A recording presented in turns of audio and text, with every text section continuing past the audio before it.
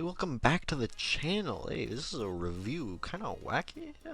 Yeah, so I'm not completely done setting up everything I'm working on right now, but I'm gonna be changing the channel a lot in the near future, and reviews and this whole style of like voiceover and commentary is it's gonna be more prominent in future videos. I just want to quickly touch on that. I'm gonna go more into detail probably in tomorrow's video, or yes, tomorrow's video. Just wanted to say, anyway, I'll get into the video for real now. Okay, cool. So Loki just finished its first season. I mean, actually, it hasn't for me because I'm writing this before seeing the final episode because it's the only way I could get it out on time. So for Inspired Review, I'm just gonna be talking about and giving my thoughts on the first 5 episodes. Hope that's cool with you all, and I hope the last one, which I haven't seen yet, doesn't ruin everything I'm about to say. That's pretty cool. Let's get into it. It's gonna be a pretty straightforward review, I think, especially compared to tomorrow's video, which I want to upload first. It's a whole thing. Don't worry about it. So I suppose the question is, with the review, is this a good TV show? And I'd have to say, yeah, yep, pretty much. Yeah, I'd say so. Probably a little biased going into this, because just from the trailers, I was the most excited for this show out of the 3 Disney Plus Marvel shows that they announced originally. But I mean, that's trailers can be misleading, but I still think, I believe, I stand behind my claim that, I think this is the best of the 3 Marvel Disney Plus shows that we've gotten so far. I'd say the main thing that this show has going for it is it's just the most, like, out there, kind of unique show that they've come out with so far. I mean, like, WandaVision, I'd say, comes close in this regard, but Loki, I mean, like, I'd say just each episode just keeps stacking on, some new and fun sci-fi concepts. I think it does the best in its execution of this. This show kind of seems to have gotten a lot of leeway by Marvel with like the ideas and rules that it's allowed to establish and set. Even because some of them kind of contradict rules that were kind of set up in like Endgame and stuff when it comes to time travel.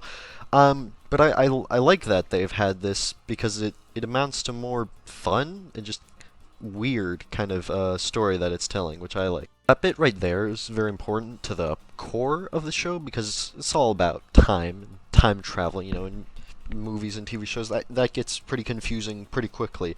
But I think the show does a good job of balancing it, and it kind of like plays off of the absurdity, and it works well with the pacing that the show sets.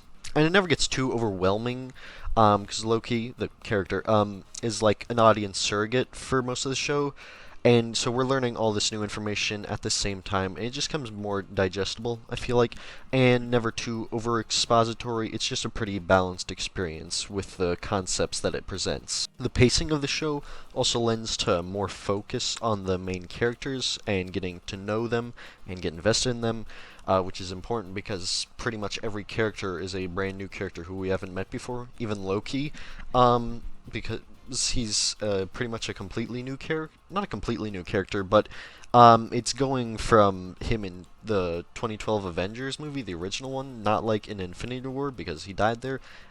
It's a whole thing. The show explains it pretty well, but just considering they're all new, and we get to know them, we also get to know and learn the deeper mysteries that are presented over the show in a more organic way that works pretty well. If you know the MCU, you know it has a pretty bad track record with balancing its side characters, and yeah, that's kind of here as well. Because I'd say with characters who have a fair bit of screen time, like Judge Renslayer and Hunter B-15, they still end up having fairly underdeveloped backgrounds or character traits or motivations.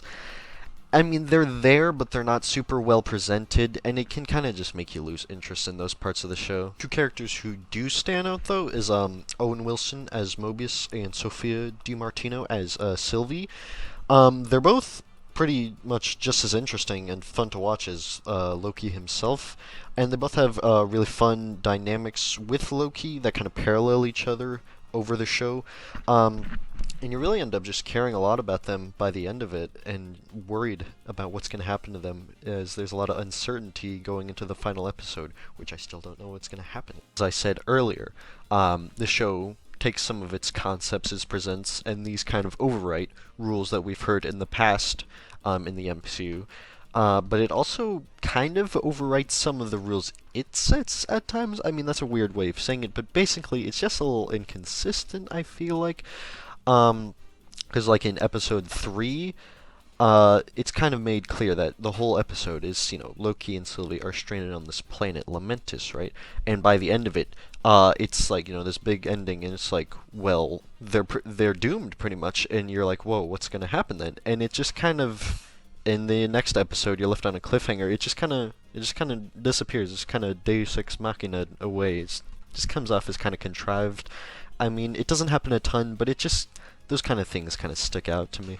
I've been fairly negative so far. I did start off by saying it's a good show. I mean, that's what I think. It's a good show, and I'd say pretty much everyone, even the side characters, are giving off like a strong performance. None though outdoing Tom Hiddleston, who shows off a big emotional range in the show, and just a really well done arc over the season, which is important because he has to relearn all his lessons over the decade he spent in the movies learning.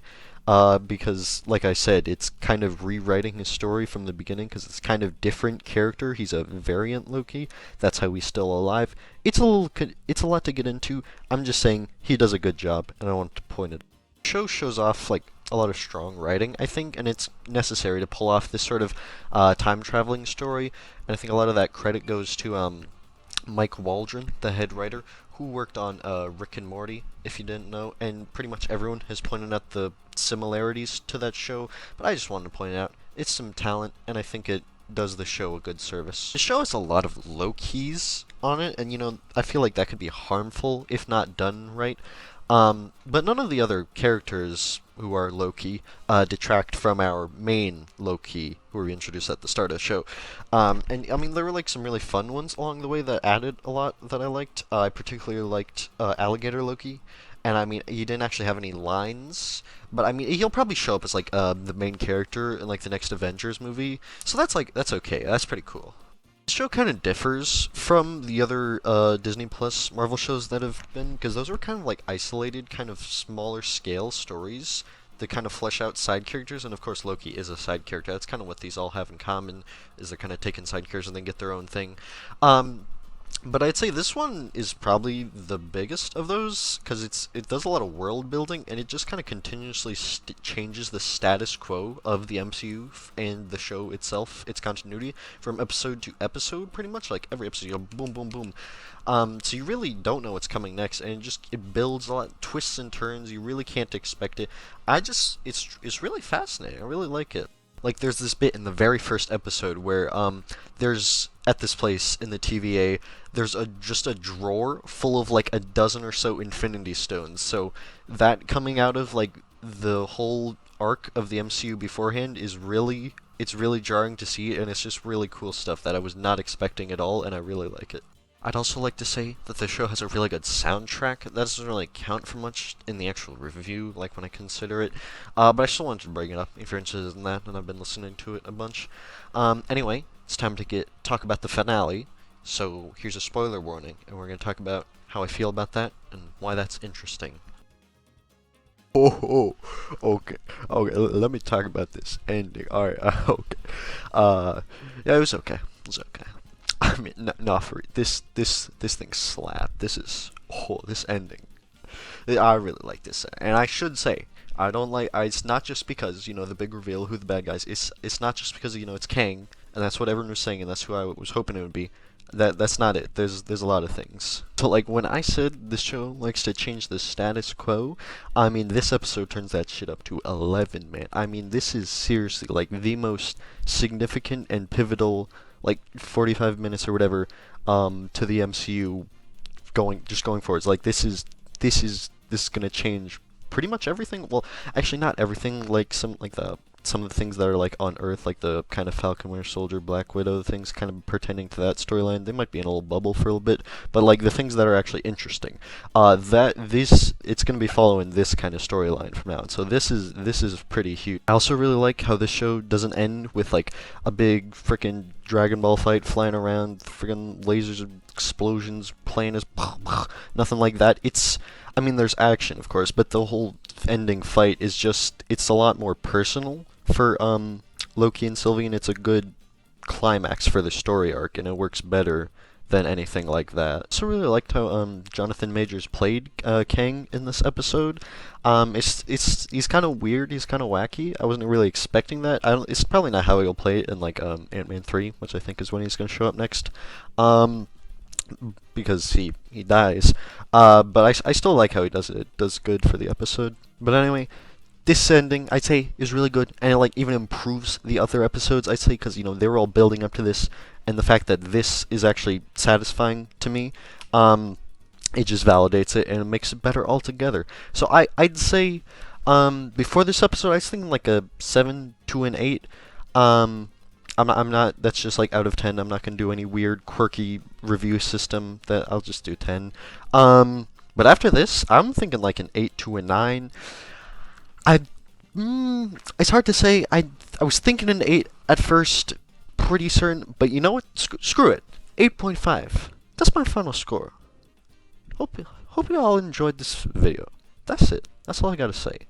Good stuff. I'm looking forward to what's coming next. I'll see y'all later. Peace.